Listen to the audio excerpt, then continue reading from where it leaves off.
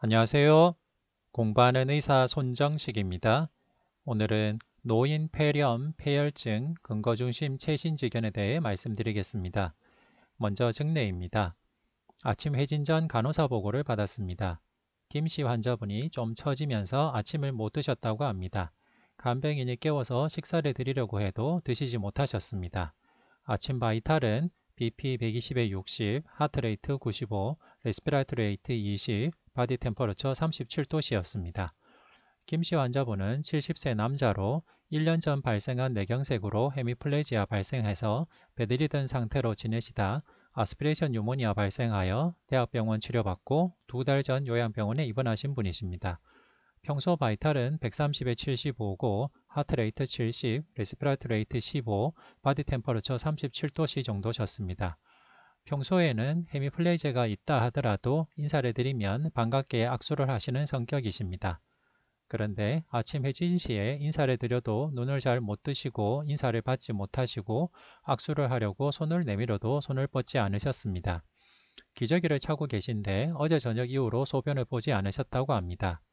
먼저 폴리가 막혔는지 확인하기 위해서 폴리를 확인했는데 폴리가 막히진 않은 상태였습니다. 급성 요정체 가능성을 배제하기 위해서 복부 진찰을 하였습니다. 복부 진찰은 압도면이 소프트했고 머슬 가딩 디스텐전은 없었고 블레더 디스텐전 의심 소견도 없었습니다. CBA 텐더니스나 압도미널 텐더니스를 의심할 만한 통증 표현도 없었습니다. 흉부 진찰 소견에 타키카디아와 타킴니아가 있었고 라이트 어퍼렁필드에 랄과 크래클이 들렸습니다. 다시 시행한 바이탈에서 BP 110에 60, 하트레이트 110, 레스피라토리 레이트 22, 바디 템퍼러처 37.2도씨였습니다. 퀵소파 툴이 있습니다. 퀵소파 툴은 ICU 외의 일반 병동에서 sep시스 환자를 스크린하기 위한 툴입니다. 크라이테리아로는 레스피라토리 레이트 22 이상, Altered Mental Status, SBP 100 이하입니다. 김씨 환자분은 퀵소파에서 멘탈 체인지가 있으면서 호흡수가 분당 20위 이상에 해당이 되었습니다. 따라서 sepsis를 배제해야 되는 상태입니다. 그리고 피지컬 이그잼상 뉴모니아도 의심이 됩니다. 따라서 뉴모니아에 의한 sepsis 의심 하에 랩을 시행하면서 하트만 솔루션 500ml IB를 레피드 인퓨전을 하였습니다. 하트만 솔루션을 준 이유는 최근 연구 결과 밸런스드 크리스탈로이드 사용이 조금 더 예후에 도움이 될 가능성이 있기 때문입니다. 뉴모니아에 의한 sepsis 의심하에 초기 경험적 항생제로 타조신과 아미카신을 투여했습니다. 그 이유는 이분이 다제내성 병원 획득 폐렴의 위험 요인인 90일 내에 항생제 주사 사용력이 있기 때문입니다. 90일 내에 항생제 주사 사용력이 있어서 슈도모나스 같은 다제내성 병원 획득 폐렴을 의심하고 커버리지가 필요한데 타조신 플러스 아미카신 대신에 타조신 플러스 플로로퀴놀론 예를 들면은 시프로플록사신이나 레보플록사신 같은 플로로퀴놀론 제제를 사용할 수도 있겠습니다.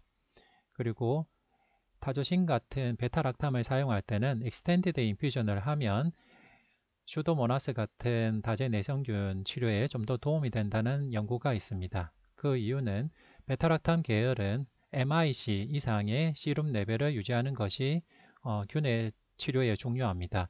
미니멀 이니버터리 컨센츄레이션 이상 시룸 레벨을 유지해야 균을 억제하고 치료할 수가 있는데 타도신을 익스텐디드 인퓨전을 하게 되면은 슈도모나스 같은 다제내성균 치료에 좀 더 도움이 된다는 연구 결과가 있었습니다.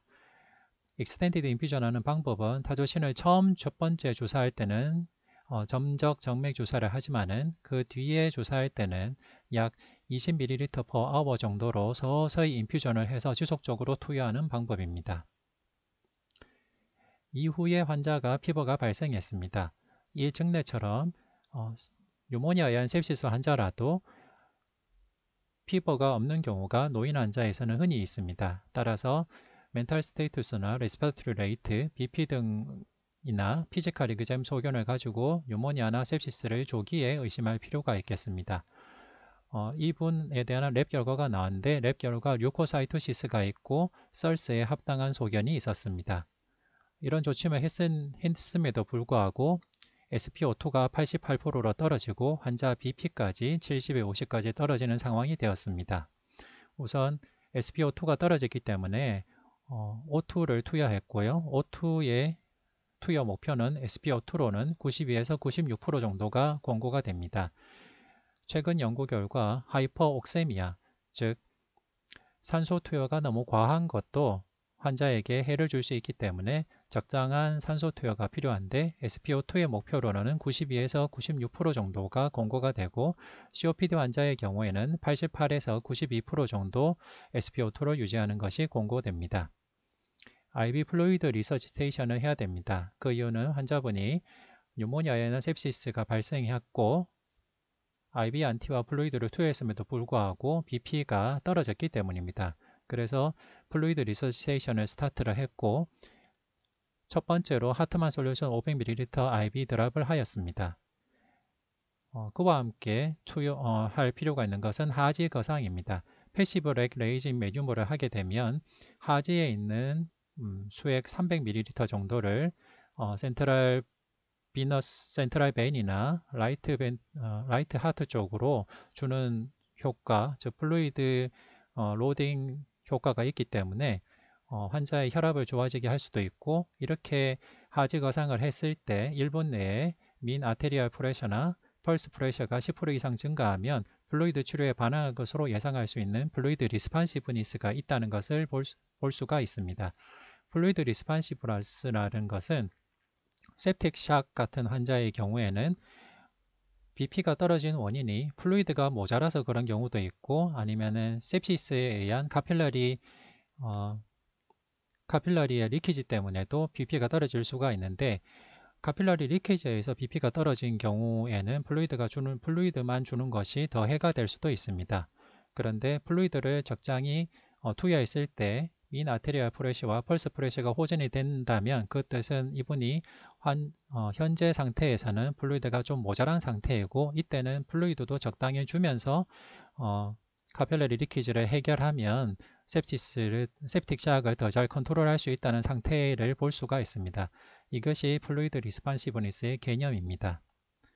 이렇게 하트만 솔루션 500ml IV 드랍을 하면서 하지 거상을 해서 민 아테리얼 프레셔나 펄스 프레셔로 플루이드 리스판시브니스를 보고 SBP의 목표는 90 이상을 목표로 조절하면 됩니다. 일반적으로는 민 아테리얼 프레셔 65 이상을 목표로 하는데요. 민 아테리얼 프레셔를 계산하기 위해서는 DBP도 정확하게 측정해야 됩니다. 그런데 요양병원 같은 이런 상황에서는 DBP를 정확하게 측정하기 어려운 경우도 있기 때문에 SBP를 정확하게 측정하는 것을 목표로 한다면 SBP 90 이상이 적당한 목표가 되겠습니다. 이렇게 플루이드 리스판시브니스를 볼 때 환자가 기존에 탈수가 의심되는 상태라면 플루이드를 1리터 이상 주는 것도 가능하겠습니다.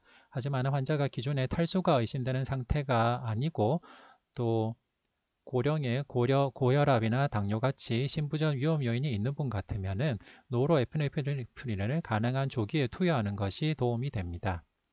노로에피네프린을 투여하는 방법은 일반적으로 흔히 쓰는 노로에피네프린인 레보패드 4ml 바이알이나 노로핀주 4ml 바이알에는 노로에피네프린이 4mg 정도 들어 있습니다. 이런 노로에피네프린 4mg의 두 앰플을 5%DW나 5%DS 500ml에 믹스해서 7.5ml per hour나 아니면 10ml per hour로 스타트해서 서서히 BP나 반응을 봐가면서 타이트레이션 하면 되겠습니다.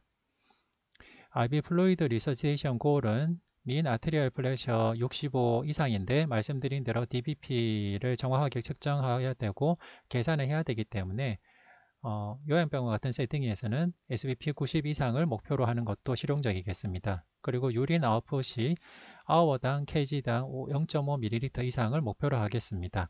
그리고 대학병원 같은 데서는 락테이터 노멀라이제이션을 septic shock의 플루이드 리서시테이션 골로 볼 수가 있는데요. 이럴 경우 락테이트를 자주 측정을 할 수 있고 응급으로 바로바로 결과가 나야 됩니다. 그런데 다행스럽게도 RCT 결과 락테이트 노멀라이제이션을 타겟으로 플루이드 리서시테이션을 하는 거나 카필러리 리필 타임을 기준으로 플루이드 리서시테이션을 하는 거나 둘 다 치료 효과가 좋았고 어떤 면에서는 카필러리 리필 타임을 기준으로 플루이드 리서시테이션 하는 게 조금 더 좋은 파라미터도 있었습니다. 따라서 카필러리 리필 타임을 측정해 가면서 환자의 플루이드 리서시테이션 상태를 파악하고 조절하는 것도 가능하겠습니다. 일단 SPP 90 이상을 목표로 용량을 단계적으로 증량하고 메인터넌스 플루이드를 적절히 투여해서 환자의 IO를 맞춰야 됩니다. 증내의 환자는 septic 발생 당일에는 인풋이 더 많아서 2800ml가 들어가고 유린 아웃풋은 600ml 정도만 나왔습니다. 그리고 1일과 2일에는 파지티브 플루이드 밸런스를 보였지만은 septic 발생 3일 후부터는 네거티브 플루이드 밸런스가 나타났습니다.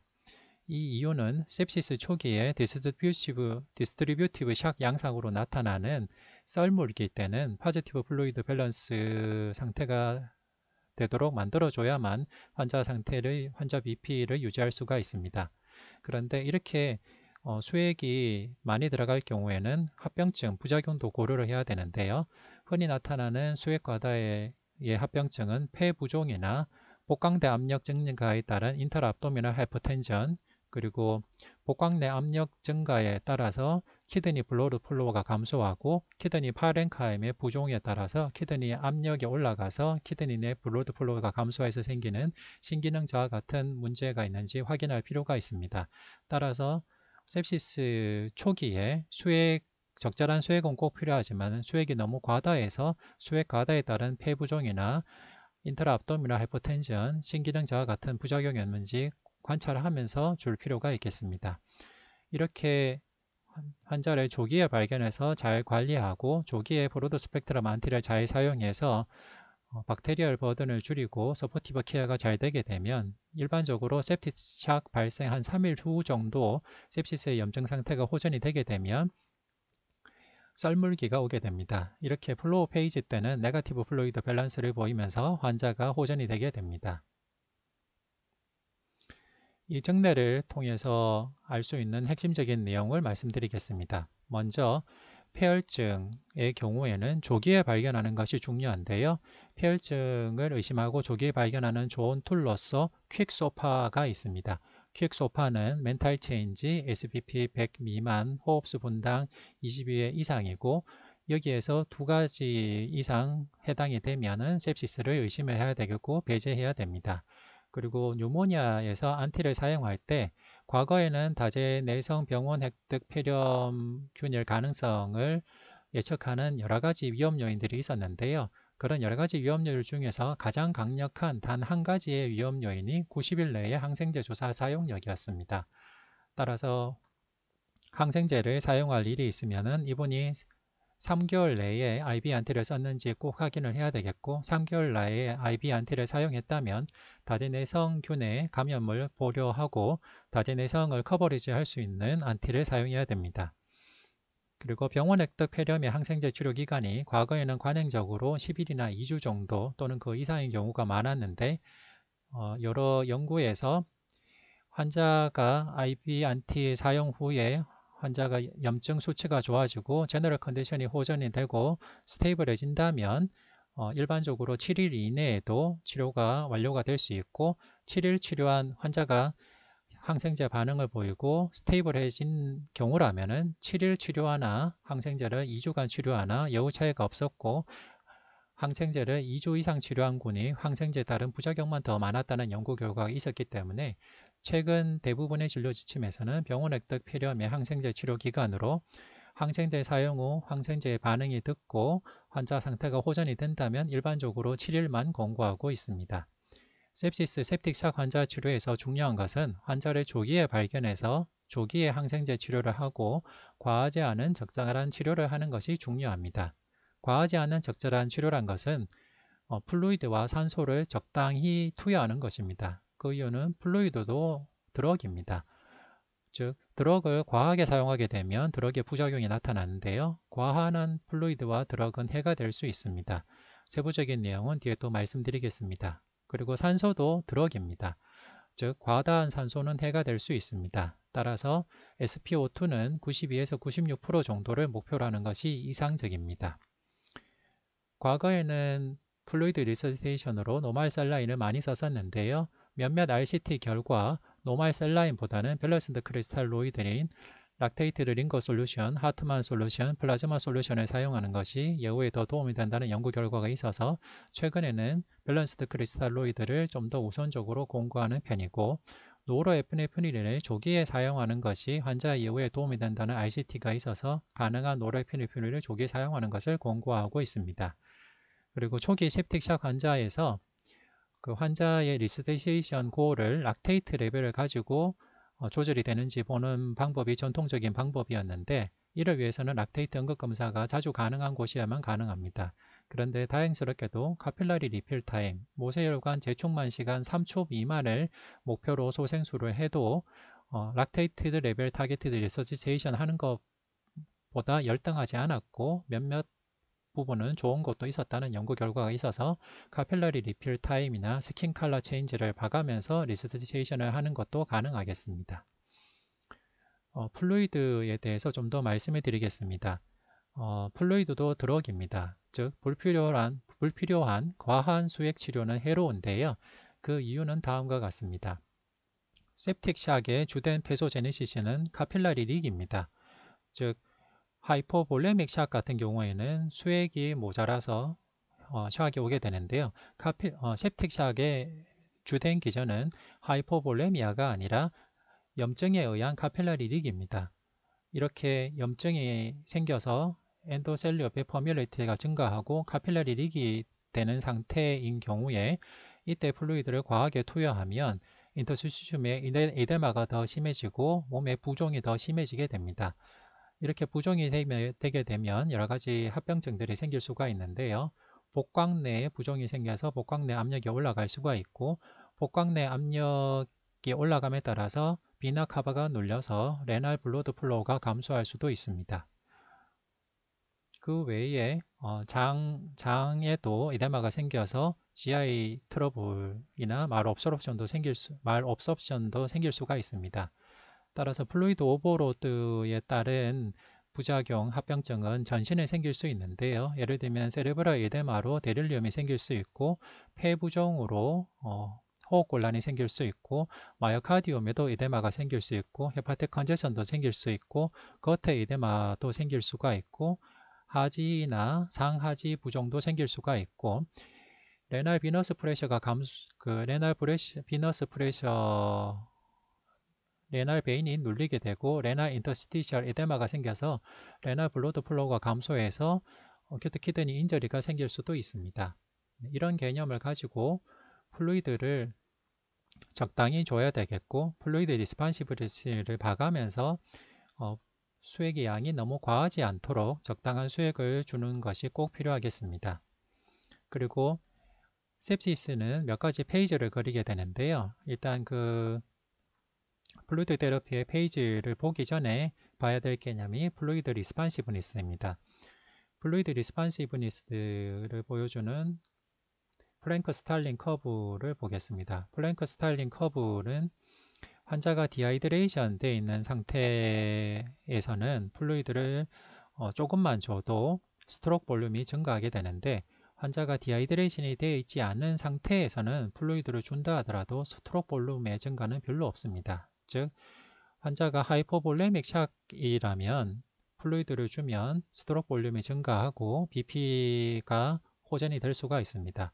그런데 환자가 하이포볼레미아가 있는 상태가 아닌데 그때 플루이드를 주게 된다면 실제로는 스트로크 볼륨에 큰 영향을 주지 않고 부종만 만들어지게 되고 그에 따른 부작용만 생길 수가 있습니다. sepsis가 생기게 되면 맨 처음에는 septic shock에 따라서 플루이드 리서치테이션, 레스큐 페이지 때는 플루이드를 일단은 줘야 됩니다.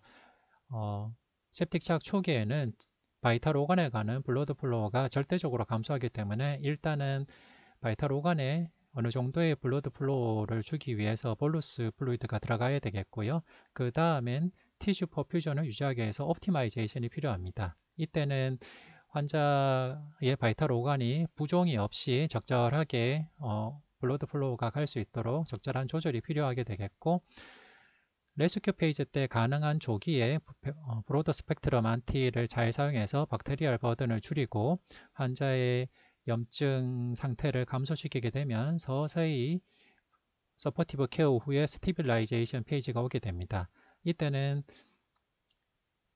환자의 블러드 플로우나 블러드 플로우가 적절하게 유지가 되면서 이제 키드니의 블러드 플로우도 정상화되면서 유린이 잘 만들어지게 되는 시기가 되고요.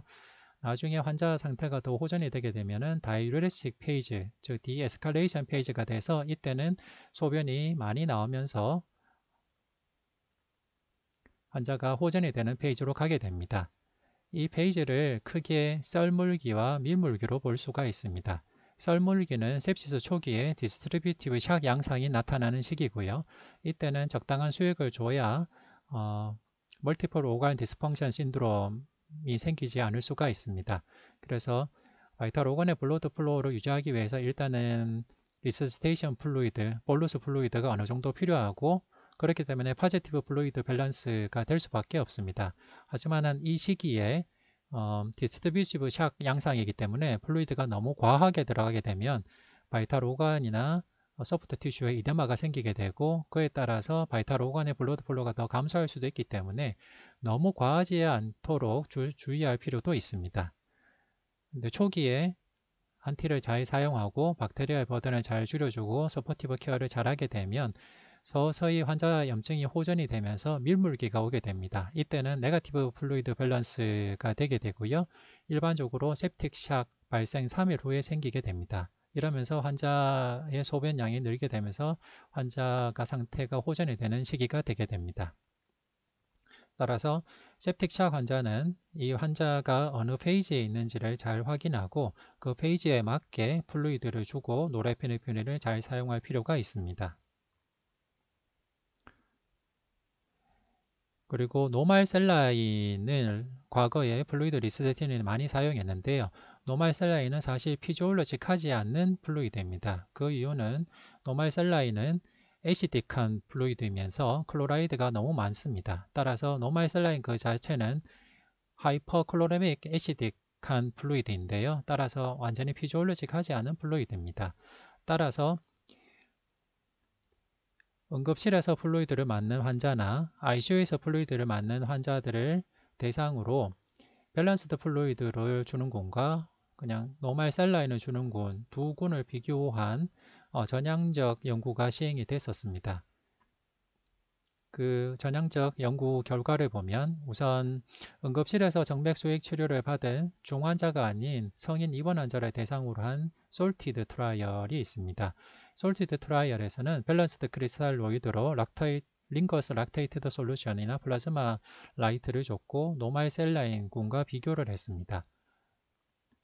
이렇게 밸런스드 크리스탈로이드 플루이드 군과 노말 셀라인 군을 봤을 때 프라이머리 아코어민 하스피탈 프리데이즈는 차이가 없었지만은 세컨더리 아코어민 메이저 어드버스 키드니 이벤트는 밸런스드 크리스탈로이드 군에서 조금 더 적은 양상이 나타났습니다. 그리고 ICU 입원 환자를 대상으로 한 무작위 전향적 연구인 스마트 연구에서는 밸런스드 크리스탈로이드를 준 군이 데스도 통계적 유의성은 약간 떨어지만 데스도 약간 적게 나타났고 레날 리플레이스먼트 테라피, 투석 치료도 조금 더 적었습니다. 따라서 이렇게 솔티드 트라이얼이나 스마트 트라이얼 연구 결과 등을 가지고 최근에는 노말 셀라인보다는 밸런스드 크리스탈로이드 사용을 우선적으로 고려하는 것을 권고하고 있습니다. 다만 트라우마틱 브레인 인저리 같은 경우에는 노말 셀라인이 좀 더 예후가 좋았다는 연구도 있었고요. 따라서 기억해야 될 것은 환자의 컨디션, 환자의 플루이드와 일렉트라이트의 상태를 봐가면서 플루이드를 초이스를 하는 것이 최선이겠고 환자가 하이포나트레믹하지 않은 상태라면은 밸런스드 크리스탈로이드를 우선적으로 고려하는 것이 좋겠다라고 정리할 수가 있습니다. 네, 이제 마무리를 하도록 하겠습니다. 앞서 말씀드린 증례처럼 이렇게 뉴모니아와 sepsis 환자의 경우에는 이 환자의 예후를 호전시킬 수 있는 제일 중요한 것은 환자를 조기에 발견하고 조기에 브로드 스펙트럼 안티를 사용하는 것입니다. 그러기 위해서는 환자를 볼 때 전체적으로 환자의 컨디션을 잘 파악하고 가능한 빨리 디시전을 내려서 조기에 처치할 수 있는 것이 제일 중요하겠고요. 플루이드와 산소를 투여할 때도 과하지 않도록 적절하게 투여하는 것이 중요하겠고, 또 septic shock 환자 케어를 할 때 플루이드를 줄 때 고려할 점은 septic shock은 distributive shock, 그리고 플루이드가 카필라리 리키지가 되는 상태이기 때문에 플루이드가 너무 과하게 되면 도리어 이데마 같은 문제가 생길 수 있다는 개념을 가지고 적당한 플루이드를 주면서 조기에 노로에피네프린을 사용한 것이 환자의 예후에 더 도움이 된다는 연구 결과를 잘 이해하시고 환자를 가능한 조기에 발견해서 조기에 적절한 치료를 잘 하실 수 있으면 좋겠습니다. 이상 경청해 주셔서 감사합니다.